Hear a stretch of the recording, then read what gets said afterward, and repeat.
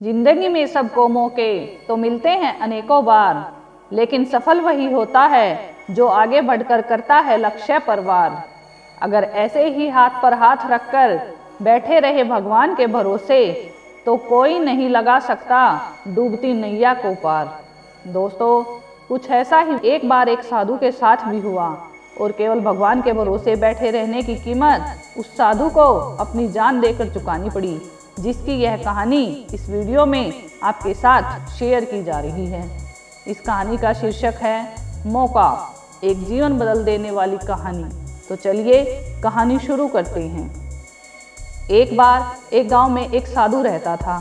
वह भगवान में बहुत विश्वास करता था और लगातार एक पेड़ के नीचे बैठकर भगवान की तपस्या करता था। उस गांव के सभी लोग उस साधु की बहुत ही इज्जत और सेवा करते थे। एक बार उस गांव में बहुत ज़्यादा बाढ़ आ गई। हर तरफ पानी ही पानी भर गया। सभी लोग अपनी जान बचाने के लिए इधर उधर भागने लगे। तभी कुछ लोगों ने देखा कि वह साधु अभी भी उस पेड़ के नीचे बैठकर तपस्या कर रहा है। तभी एक आदमी उस साधु के पास आया और उससे कहा कि वह इस जगह को छोड़ दे और यहाँ से भाग चले, क्योंकि पानी बहुत तेज़ी से बढ़ता जा रहा है। उस आदमी की बात का जवाब देते हुए साधु ने कहा कि तुम लोग अपनी जान बचा लो, मुझे तो मेरा भगवान बचा लेगा। पानी का स्तर लगातार बढ़ता जा रहा था, लेकिन साधु अपनी जगह से नहीं हिला। फिर कुछ देर बाद पानी साधु की छाती तक आ गया। तभी साधु के पास एक नाव आई और नाव में बैठे हुए आदमी ने साधु को अपने साथ चलने के लिए कहा, लेकिन उससे भी साधु ने यही कहा कि तुम जाओ, मुझे तो मेरा भगवान बचा लेगा। बाढ़ के पानी का स्तर लगातार बढ़ते बढ़ते साधु की गर्दन तक पहुंच गया। तभी साधु उस पेड़ पर चढ़ गया। तभी बचाव दल का एक आखिरी हेलीकॉप्टर आया और उस हेलीकॉप्टर में बैठे आदमी ने हेलीकॉप्टर से एक सीढ़ी नीचे लटकाते हुए साधु से कहा कि तुम इस सीढ़ी के द्वारा ऊपर आ जाओ और यहाँ से चलो। साधु ने उस हेलीकॉप्टर में बैठे हुए आदमी से भी वही बात कही कि तुम यहाँ से जाओ, मुझे मेरा भगवान बचा लेगा।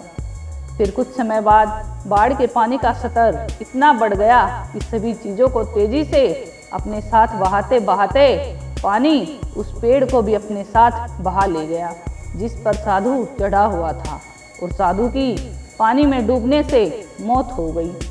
मौत के बाद जब साधु बाबा स्वर्ग पहुँचे तो उन्होंने भगवान से पूछा कि मैंने आपकी इतनी तपस्या की, आप में इतना ज़्यादा विश्वास किया, फिर भी आपने मुझे बचाया क्यों नहीं?